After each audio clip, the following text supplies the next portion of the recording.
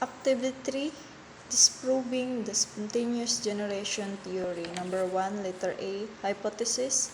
If the flies land on the meat, there is a higher chance to have maggots, new organisms produced by living organisms, not from non-living organisms. Letter B, observation.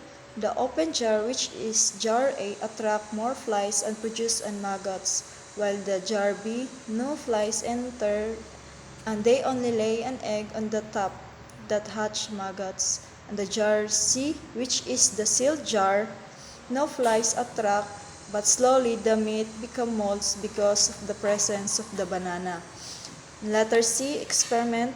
By the short of time, jar A, which is an open jar, attract more flies and produce a lot of maggots, while the jar B only attract few flies because of the smell, and the jar C, which is sealed jar, no flies attract by the help of gauze to prevent the flies entered.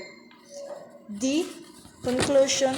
There is maggots on open jar, which is jar A, because flies enter and lay an egg, while the jar B few flies attract because of the smell, but cannot enter and lay an egg on the meat, and the jar C, which is sealed jar, no maggots were produced. And number 2, explain why Reedy used 3 jar in his experiment. Reedy used 3 jar in his experiment to compare the outcome in his experiment. The jar A, which is open jar, attract more flies and land on the meat. The jar B, he put gauze on the top so that the air can get in but flies not.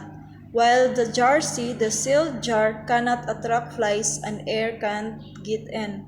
This concludes that maggots came from flies, not from the meat itself.